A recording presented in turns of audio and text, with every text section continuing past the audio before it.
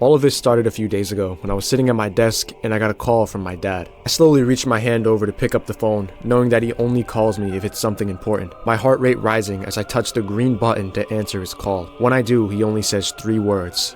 Come upstairs now. I had to have done something ridiculous. Did he somehow find the password to my computer and open it while I was away? If so, what horrors had he seen? Were me and my friends' group chat messages leaked to the entire world and played on the news for millions to witness? I knew it had to be something ridiculous, and I can feel the adrenaline entering my bloodstream as I put the phone back on the desk and slowly walked up the stairs. My dad sat in the living room in the center of the couch with his face in his hands. I had to have done something insane. As my curiosity caused me to walk closer to him, I noticed a smile beginning to form on his face. My 900th time of forgetting to do the dishes must have drove him to the brink of insanity. He takes his phone off of his lap and hands it to me. Those brief moments it took him to move his phone from his lap to my hands were the longest moments of my life. What could possibly be on that screen? I used my trembling hands to take the phone from him and raise it up to my eyes, my vision blurred and my teeth chattering from my fight or flight response, threatening to take over my body. I immediately dropped the phone in disgust. Why would anyone want to share something this horrific with another person? My father stands up and turns to me. He says, "Son,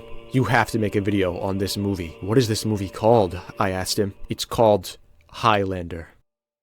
Highlander was an action movie that flopped in the box office in 1986. It had a budget of $25 million but only made $15 million back. That's still more than Replicas, oh my god. Even though the movie bombed in theaters, it was wildly successful on home video. Today it's considered a classic 80s action movie. And when I was doing some research learning more about this movie, I found out that there's rumors going around about a reboot of Highlander that's going to be directed by Chad Stahelski. If you don't know, that's the director of all 4 John Wick movies, with the main character being played by Henry Cavill. This is coming from some pretty reputable sources, so I'm pretty sure this is true. So right now is a really good time for Highlander fans. They're going back to the old movies from the 80s and 90s and watching through the whole series in anticipation for the reboot. But for me, there's only one problem.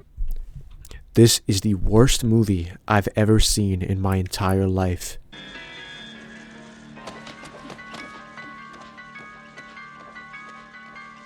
It is so terrible that I fail to understand how anyone older than the age of 4 could consider it a good movie. What's even more crazy though is that when I checked the internet to try to find out what the general consensus was on the quality of this movie, it seems like everyone almost unanimously loves it. They consider it up there with Terminator 2 and RoboCop as one of the best action movies of the 80s. And I just don't get it. I don't know if it's some kind of satire like with Morbius, how people say Morbius is the movie of all time, or if people actually genuinely like it. One thing that I thought it might be is that people like Highlander in the same way that they like Sharknado. Like the movie is so bad that it's actually fun to watch and it's enjoyable. Like how I watch a Morbius, it's just so entertaining because it's so bad. But I don't think that's the case. People actually think this is a solid movie to be taken seriously. Even the YouTube video that was a re-upload of the fight scene that I clipped those backflips from to put earlier in the video calls that fight epic, and all of the comments are praising it for how cool it is, and it seems completely serious. Please let me know if I'm wrong about this and people just like this movie because of the like it's so bad it's good thing, because if that's the case then this whole video is pointless. But I'm going to be taking a look at this movie, trying to figure out why so many people like it and explaining why I think it's probably the worst movie ever put into a theater.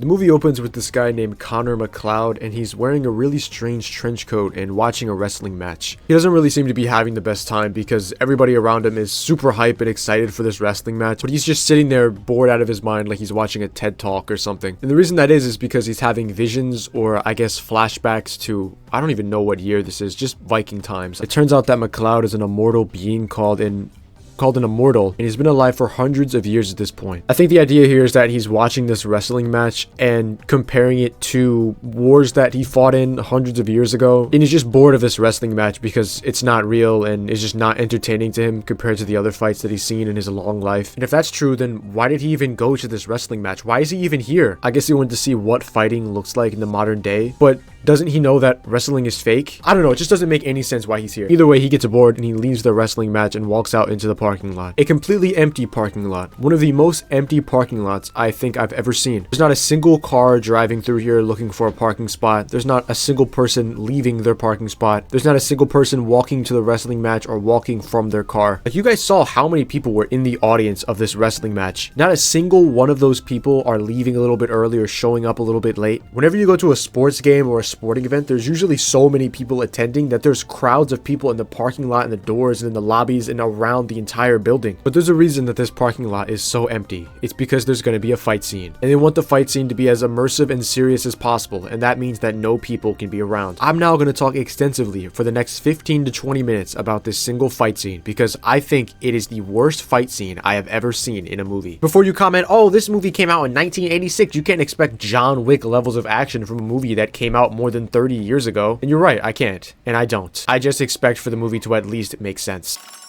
So McCloud walks deeper into the parking lot, looking for his car, I guess, when this really mysterious man in a suit pops up from behind this pillar and then calls his name. McCloud. Dude. What? Where did he even come from? You can see in the first shot, that's the one facing his back, that there's nobody standing here, which means that the guy in the suit would have had to have been hiding on the other side of the pillar, like standing sideways so that McCloud couldn't see him. That's the only possible way, unless maybe he was crouching behind the car or something. So he's standing sideways in between this car and the pillar. And if we follow the shots, we can see that this black car is right here. And then in the next shot, the black car is right here, which means that McCloud walked right here. So if he walked right there, then why didn't he see this guy to his left in his peripheral vision? He's just standing here like this, in between the car and the pillar. It's not even mentioning that as he got closer to the pillar, his perspective would change and he would see whatever is behind it. It's not like this guy in the suit is flat against the pillar. He's protruding from it. He would see his left shoulder poking out from the pillar as he got closer to it if he's standing in a way where his right shoulder is touching the pillar. So then the guy in the suit pulls out a sword to try to kill McCloud with, and McCloud pulls out his own sword from his jacket pockets. Dude, you know swords are supposed to go sheathed, right? Because they could cut you if they're stored without one. He just pulls it straight out of the pocket of the inside of his jacket, which begs the question, how big is this pocket? Maybe there was a sheath inside of his jacket pocket, but then he would have to have the entire side of his jacket just be one big pocket to be able to fit a long sword sheath in it. And that's not even mentioning that, like, this is how long the sword would be if it was in his jacket. So how was he sitting down straight in the wrestling match if the sword is this long? The sword would stop him from sitting down if it's in his jacket. So the guy in the suit goes to attack McCloud with his sword, and instead of just blocking it with his sword or dodging out of the way, McCloud uses his jacket to parry the swing. And for some reason, the sword doesn't just cut straight through the jacket, it just knocks it away. And then for some other reason, the guy in the suit doesn't keep attacking him. He just stops, like, oh damn, you got me there. But this is even more ridiculous once you realize that McCloud didn't even actually throw his jacket up to block that sword swing. There was just an extra that was laying down on the ground under the shot that just threw up a piece of cloth. Because as you can see, his jacket is much shorter than this. At least the part on the bottom that would flip up if he threw it, it's not this long. Like, this is like the length of a dress. If somebody were to attack his head, there's no way the bottom part of his jacket would flip up to cover his face. It's just not long enough. Then from here, they start sword fighting. And the thing about all of the sword fights in this movie is that they never actually seem like they're trying to hit the other person with their sword. They just seem like they're trying to hit the other person's sword. Because, you know, like, the whole point of a sword fight is you're trying to damage the other person with your sword, and the other person puts up their sword to intercept your sword from hitting them. So, like, they block it with theirs. But here, it's like they're just trying to hit each other's swords. It's like the worst fight choreography I've ever seen in my life. And I don't even want to hear the excuse that, like, oh, it was 1986. It's acceptable that it was this bad back then. Because no, Star Wars was a well-established franchise at this point, and every single one of those movies had sword fighting down to a science. So I don't even want a single comment saying that. This movie will not be excused because it came out in 1986. There were tons of movies that came out far before this that had much better sword fighting and fight choreography. It coming out this long ago is not an excuse. Dude, you know how many Bruce Lee and Jackie Chan movies came out at this point that had excellent fight choreography? I just hate so much when people just try to excuse basic flaws in a movie because of the date it came out in. Like, yeah, obviously I'm not going to judge the CGI and things like that so hard, but I am going to judge when people are just hitting each other's swords like they're fighting with pool noodles or something. Every one of these guys' attacks throughout this entire fight is completely pointless. Like, look at this still right here and tell me where this guy in the suit meant to attack him. Like, what was his goal with this sword swing? I guess to hit his shoulder, because the place he was swinging was at his shoulder. So either that or the air next to him. It's almost like all of the sword swings in this fight are thrown because their purpose is to be blocked. So McCloud blocks another one of his sword swings and swings the guy in the suit like 20 feet back somehow, even though there was no leverage to swing him from. He just goes flying. And then he tries to hit him with his sword, but misses and hits this car, which makes like an entire fireworks show of sparks fly up from the hood of this car, which I don't even think I have to explain why this makes literally no sense. And if the sword does have electric powers or something and sparks when it hits other metal, then why isn't it sparking whenever it hits his sword or when it hits this metal pipe that he accidentally hits later when steam comes out? So the sword either doesn't have electrical powers or has like inconsistent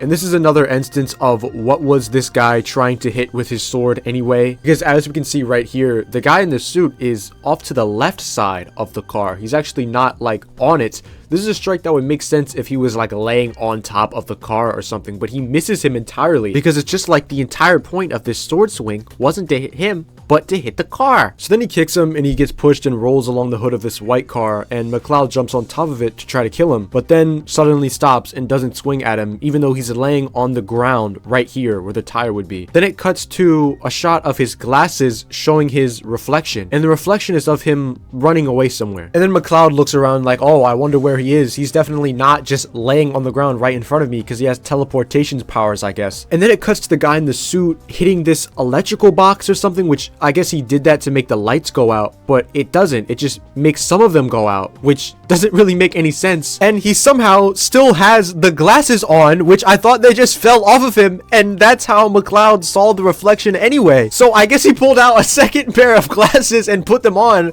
and then took them off, because in the next shot after this one, he doesn't have the glasses. And why is he wearing sunglasses at night anyway? So what probably happened here was they changed the order of these shots around. Originally, he was supposed to cut the electrical box before he lost the glasses, but then they decided they wanted to have him cut the electrical box after he lost them, but didn't go back and film a new take. So they just reused the old one without changing it. So that's why he has his glasses on after they fall off of him. And then in the next shot, doesn't have them again. So then it cuts to a shot where the camera kind of zooms out a little bit and we can kind of see what's going on here in a wider view. So McCloud is right here.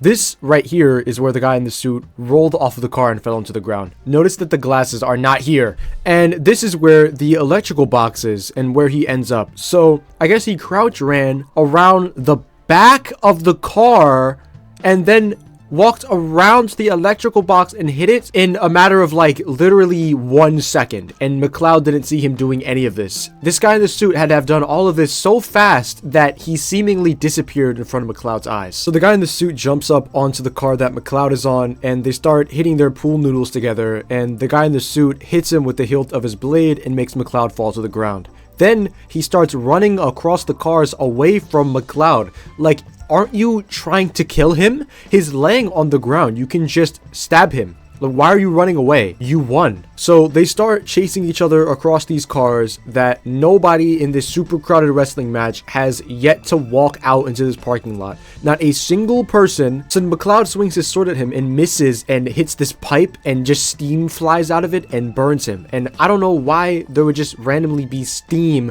flowing through this random pipe in a parking lot. Like, what is that even powering? What do you need steam for when there's electricity? The electricity is powering the lights. Why is there steam? So the steam burns McCloud and disorients him and makes him fall down, and he falls through the windshield of one of the cars. So the guy in the suit doesn't take this as an opportunity to attack McCloud. He just instead does an unnecessary backflip off of the car onto the ground and then grabs his sword. Like, he puts his sword down on the car and then does a backflip. Like, seriously, in the first shot, he's holding his sword, and then in the next shot, it's just on the hood of the car. So I guess he took the sword and just placed it on the hood of the car and then did a backflip and then picked it back up. So then McCloud, even though he was laying on the top of a car, disoriented and burned by steam a millisecond ago, teleports behind the guy in the suit, and then he spins to try to attack him and then accidentally hits another one of the steam pipes, which makes more steam fly out and I guess triggers these steam powered water sprinklers to start drenching everything in water. Like, the entire parking lot. Aren't sprinklers just sectioned to certain areas where they sense intense smoke or heat. This entire parking lot is just being drenched in water. And I also love how in one shot, the guy in the suit is swinging at McCloud and accidentally hits the pipe. And then the next shot, he's standing in the middle of the parking lot looking like super stoic while all of this water just falls on him. I guess he just like teleported to the middle of the parking lot just to have a super epic pose for the trailers. And what's even more insane, and it makes even less sense, is that these sprinklers sensed a fire, right? Like there's smoke, or I guess the steam triggered the sprinklers to start raining water down and everything. So wouldn't that mean that there would also be a smoke alarm?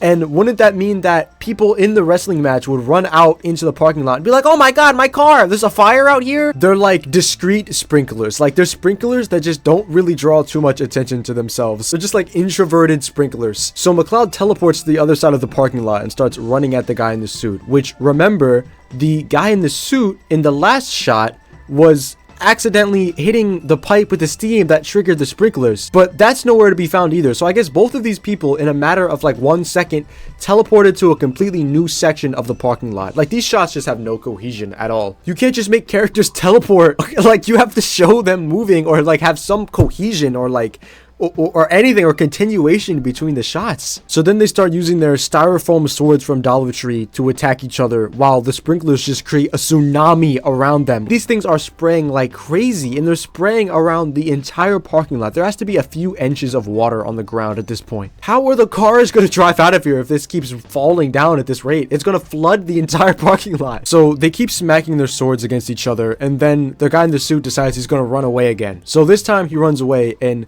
McCloud loses sight of him, but when he finds him again, he sees that he's just randomly doing backflips throughout the parking lot for no reason. He's just randomly just doing backflips. And he does dozens of these backflips. Like this goes on for maybe like 30 seconds straight. He's doing a ton of these, man. It's like every backflip just adds a year to his lifespan. Like why is he just randomly doing backflips? But then he gets done doing his backflips and walks back out into the center of the parking lot, and McCloud does too, and they're both like, all right, let's finish this. Enough games. And they start attacking each other, and McCloud decapitates the guy in the suit in some of the worst practical effects I think I've ever seen, even for the time. And what's ridiculous is that in the first shot, he isn't even swinging at his neck. He's swinging at like his shoulders. And then in the next shot, it cuts to him swinging at his neck. Because in the first shot, he wasn't swinging at the dummy. That was just the actor, right? So he didn't want to accidentally risk cutting his neck or hitting it with whatever prop sword they have. So he went to cut his shoulders, and then in the next shot it switched to the dummy instead of the actor. So in that shot he just cuts at the neck. And the sword is so sharp that not only in a single swipe does it cut through bone and flesh, but it keeps going and slices into the cement pillar. And it's like, damn, dude, like this has to be the sharpest sword to ever exist. Like where was this made? The Sky Forge in Whiterun? How is this sword this sharp? If his sword is this sharp that it can cut through flesh, bone, and concrete, you'd think it would just cut clean through this metal pipe right here, but no, it doesn't. So then the guy's body starts to get this lightning energy forming around it, and it's under this car, even though we saw literally 1 second ago in the last shot that it is indeed not under a car and is in the center of the parking lot. Then this is where all hell breaks loose. I guess the idea here is that McCloud is, now that he killed this guy who is supposed to be another immortal, by the way, he's absorbing all of his power now, and the electricity from that is just destroying everything around him. And I like how the electricity goes through this rubber tire. Like, you do know that electricity cannot go through rubber. Rubber is not a conductor of electricity. It's actually the worst kind. That's why power cords are made out of it. Then all the cars start moving. Once again, nobody in this super crowded wrestling match runs outside and is like, what? Well, my car! What are all these explosions? There's a fire out here? And then light comes down from nowhere, and I guess he starts like floating up into the air and absorbing this guy's power as like glass explodes throughout the parking lot. I don't know. And yes, I am going to make fun of this CGI. I don't care if it's 1986. Return of the Jedi released 3 years before this movie came out, and that CGI looked magnitudes better than this. So after that, he runs away, having caused hundreds of thousands of dollars of damages without a single person noticing, and stashes the greatest sword to ever exist in the history of humanity away. Because I guess he doesn't want to have a weapon on him. I mean, he was fine concealing it before, and then he runs out of the parking lot. And that's it. That's the worst fight scene I have ever seen in my life. Ever. In anything. That is the worst fight I've ever seen. I don't know how anyone over like 10 years old could watch this fight and seriously, right, while taking it seriously and think that it's a good fight, because it seems like everybody is. Highlander is a fantastically fun movie with a brilliantly creative premise, a solid script, an excellent cast that stood the test of time far better than any movie today is likely to. It has emotion and heart, making the kick-ass action and special effects an added bonus to the piece, along with wonderful fantasy storytelling, and there is just something really timeless about it. Such a unique scene, having a sword fight in this area and then like also filling it with fog and cool light and water. Well, it's a little difficult for me, but I guess I'll say 9 simply because some of the, like I said, cop scenes were boring and stuff, but that's... 9! I'll give it 9. I had a blast, man. Wow. Okay, I was gonna give it a 7.5. Are we watching two different movies? Like, this is the right movie, right?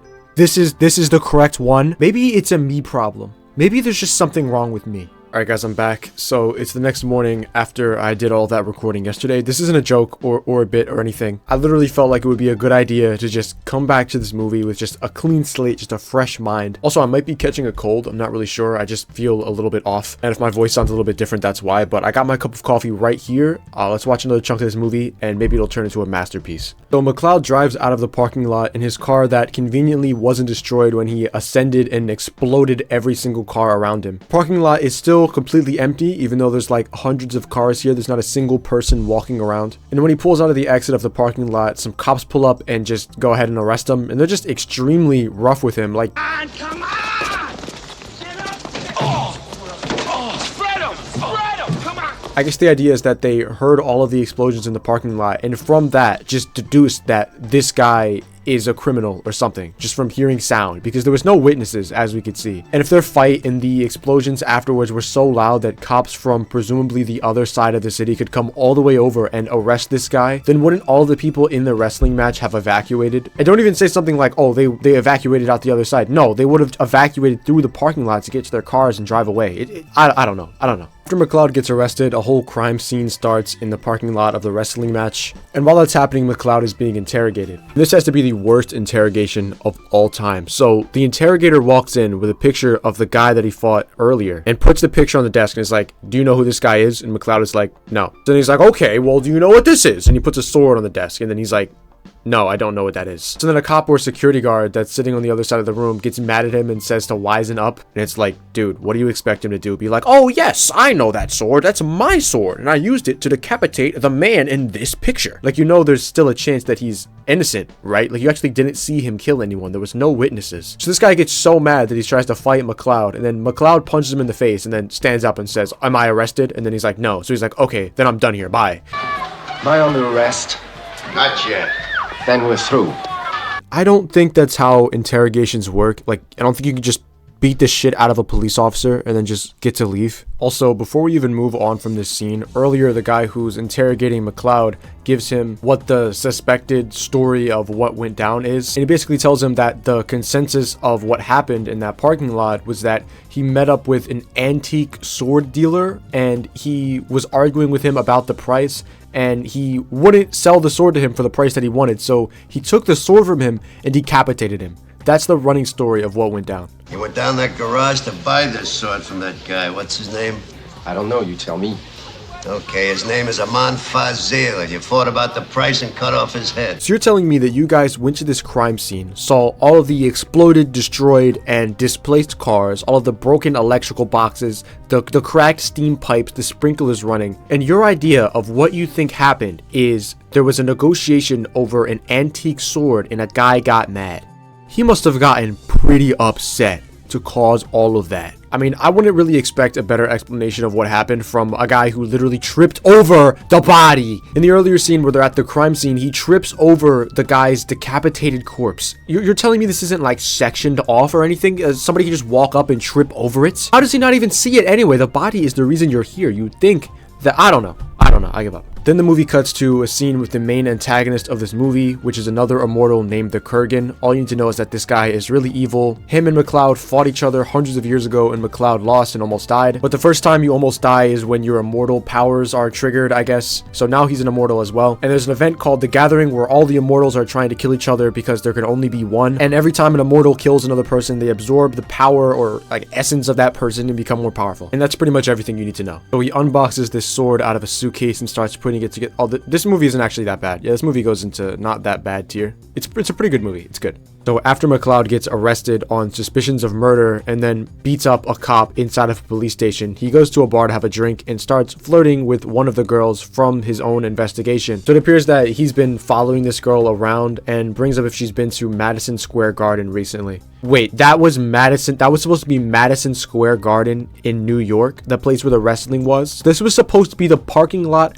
of Madison Square Garden during a wrestling event. That's just wild. I'm not going to talk about the parking lot fight scene anymore though. So they talk a little bit more and then she leaves, and then McLeod steps outside and gets a feeling like something isn't right. So he starts stalking the girl again and then grabs her and pulls her behind this wall, even though to grab her, she would have had to have been past the wall. So let's get this straight. So if he's standing in front of the wall, how could he grab her unless she's already walked past him? And if she walked past him, then she would have saw him. How could he grab someone from behind a wall if they had... This movie is just giving me like brain aneurysms. Then they're hiding behind this wall and McLeod is trying to explain to her that there's danger around, and then the Kurgan just jumps up in between them and starts attacking him. Like, where did he come from? Did he just jump up from out of a manhole? So let me make another doodle to explain this, right? So they're standing up against a wall. McLeod's back is to a wall and she's talking to him. Now, I originally drew the wall in the last drawing as looking like this, like two walls making kind of a U-shape, and they're hiding in between them because that's the only way that I thought it makes sense. But looking at this next shot,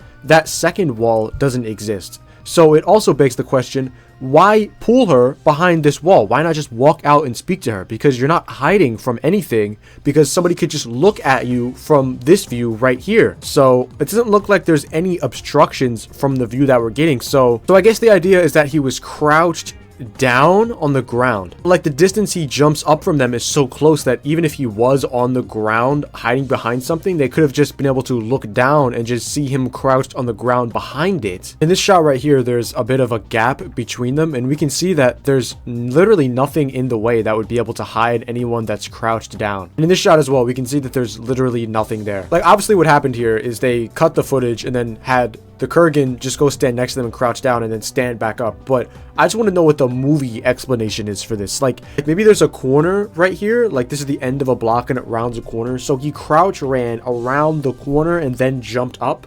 But why would he do that? This is the worst movie I've ever seen in my life. This is so bad.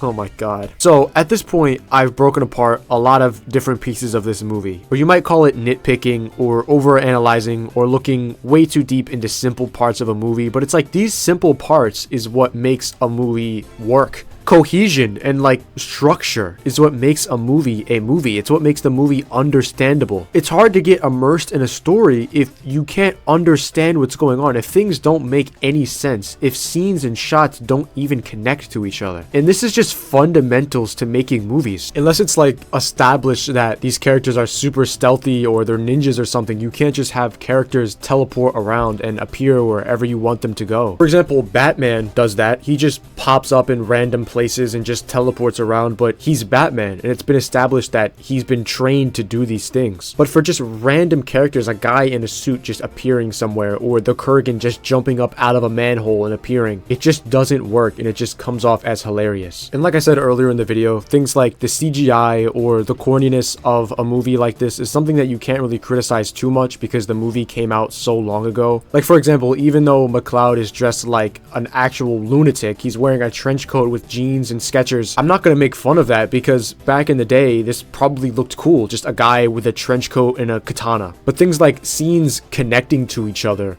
are things you definitely can. Because there are movies that have came out far before 1986 that had all of this stuff down. Even movies that came out like 5-6 years before this one understood that whenever a character swings a sword or attacks, there has to be a reason for every sword swing. You can't just attack for the purpose of being blocked. So McCloud and the Kurgan fight, and it's pretty clear that Kurgan has the upper hand here, but they're interrupted when a police helicopter comes down and shines a spotlight at them. Does the New York City police just have sword fighting radar or something? How do they know when all of these sword fights are happening throughout the city? So we get another flashback to McCloud's past that doesn't really tell you anything that I haven't already explained to you about how immortals work and what the gathering is. And then it cuts back to the present day in what I think is the worst transition ever made. Up until this point, I thought this transition in Morbius was the worst of all time. Just the Windows Movie Maker circle, but no, this is worse. This is the worst transition ever in any movie. He just looks up and then and then his face turns into the Mona Lisa. And it's so bad because like halfway through the transition, it looks like Mona Lisa has a mustache and a beard. Whose idea was this? Who looked at this and was like, oh yeah, that's pretty dope.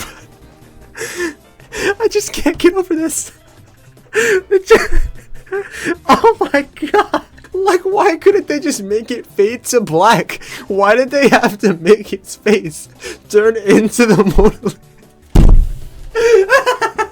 So after McCloud is done morphing into the Mona Lisa, he goes back to his apartment and he sits down in his apartment and has another flashback of his past. And in that flashback, he's making out with this girl in this field when this dude that looks like Captain Morgan pulls up on a horse and interrupts him. So it turns out Captain Morgan has been looking for McCloud for some time, and he takes him under his wing and trains him. And in this whole training montage, gives him some more explanations of what immortals are and what the gathering is, and other things that you're supposed to, I guess, slowly figure out over the course of this story, but I already explained to you. During this time, they have a sword fight. So Captain Morgan swings at McCloud and misses and hits this tree. But it turns out he hit it on purpose, and it's like a whole lesson of like, you know, watch your surroundings and things like that. But I don't really know how he cut the tree without cutting this branch in front of it. Wouldn't that be cut too? Also, wouldn't he have needed to cut the tree with a cut slanted towards the direction that McCloud was standing in order for it to fall on him? Like, have you ever seen a lumberjack try to cut down a tree and make it fall in a specific direction? You have to cut it a certain way. You can't just make a straight cut. Later in the movie, the Kurgan attacks this guy and he's in the hospital with a bunch of fruit bowls at his feet that he is too injured to reach. And the investigators come in and ask him if McCloud is the guy that hurt him, and he was like, no. So they were like, okay, just tell the detective an eyewitness sketch of this other person and then we'll go looking for him. And then later you see the newspaper with the eyewitness sketch of the person who's supposed to be the Kurgan on it, and it looks nothing like him at all. Like, this dude saw the Kurgan with his own eyes. Why didn't he just tell the person who drew the sketch that this doesn't look like him? So the girl does some investigations and figures out that McCloud is an immortal. They go on a date to the zoo together. The Kurgan and McCloud talk to each other in a church and challenge each other to another fight later, since they're the only two immortals left. That night, the Kurgan goes to McCloud's girlfriend's apartment and kidnaps her and takes her away in this car, and then he just starts speeding and driving down the street. And besides driving on the sidewalk for a little bit, he's not doing anything too ridiculous besides just speeding. So I don't really know what's causing all of these other cars to just crash into each other for no reason. It looks more like these other cars are being driven by SpongeBob than the Kurgan is really doing anything to cause them to crash. Like, look at this. These cars are behind his car. He did nothing to influence them to want to crash into each other, but yet they still do. McCloud goes all the way up to the top of a skyscraper where the Kurgan kidnapped his girlfriend and is hiding, waiting for him. So they go up there and they start fighting with their pool noodles on the top of this sign. And I call it fighting with pool noodles because it looks like they're trying to attack the other person's sword, not the other person's body. They both fall down from the sign, and then this water tank tips over and then floods this entire roof of this building, and it floods it so much to the point that they're able to swim underneath the water. I don't know how a water tank this size filled this whole rooftop with water deep enough for them to be able to swing under it. Also, another thing I just noticed is that when McCloud swings down from this sign, it's clearly a different actor. Now, I haven't complimented this movie a single time, I think, throughout this entire video, but this is the single compliment that I'll give this movie. I think it's pretty cool how they drop down into the inside of this building building and they're fighting for like this one shot and they're silhouetted. I think that's pretty cool. Like you can't actually really see their details on them. It's just the silhouette, and even just from the shapes of them, you can tell what they're doing. I find that to be a really interesting concept, and I think this is a great shot. They play pool noodles for a little bit more until McCloud gets the upper hand on the Kurgan and finally decapitates him. Ben says the single cheesiest line I think I've ever heard in any form of media. There can be only one. What? Bro, what are you talking about, man?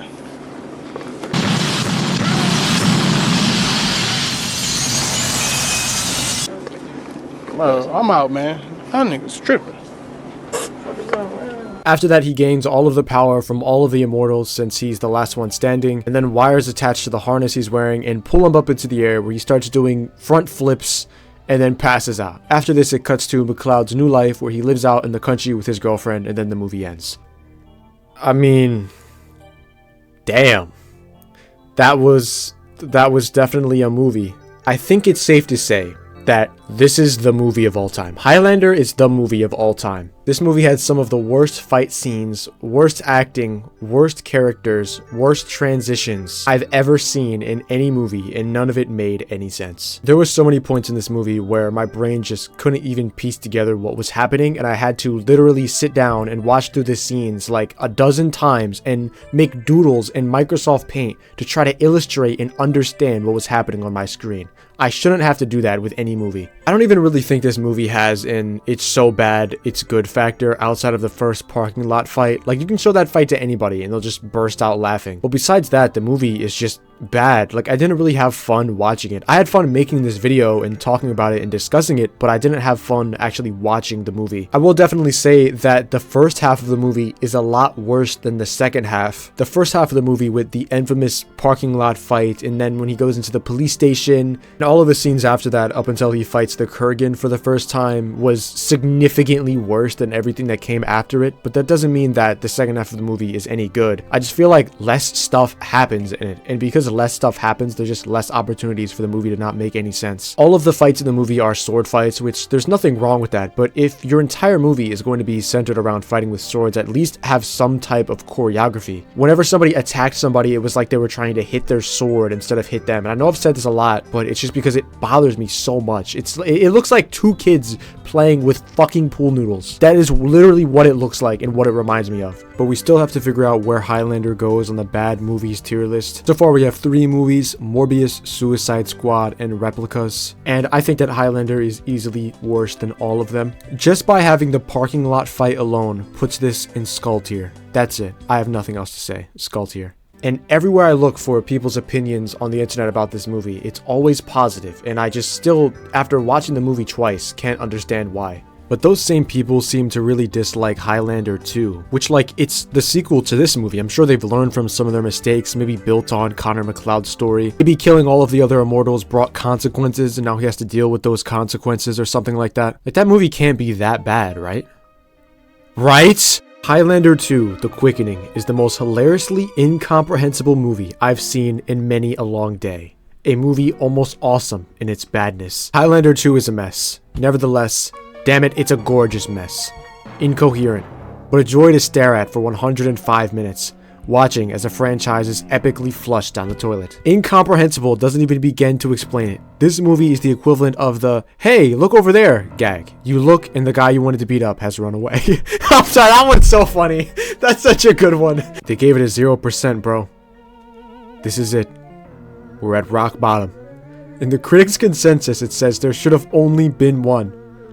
Oh my god. Just for the sake of comparison, they gave the first Highlander movie a 71%. And I already said that's the worst movie I've ever seen in my life. And it just makes you imagine that if people like this movie and say the other one is bad, then what horrors await us in Highlander 2? Well, I mean, there's only one way to find out. I'm gonna go watch the movie. I'll be right back. Alright, so I went and watched the movie. I finished it like maybe 10 minutes ago. And after watching it, I think the best way to describe it is it feels like I was dreaming and inside of my dream, I was watching a movie. That's what it feels like. It feels like you're asleep in like some type of lucid dream and you're just watching a movie inside of the dream. It's the weirdest feeling. It feels like the movie is being procedurally generated as you watch it. Like there's just some AI that has a basic understanding of action movies, and as you watch the movie, it's just generating more movie for you to watch, and it's just like AI generated.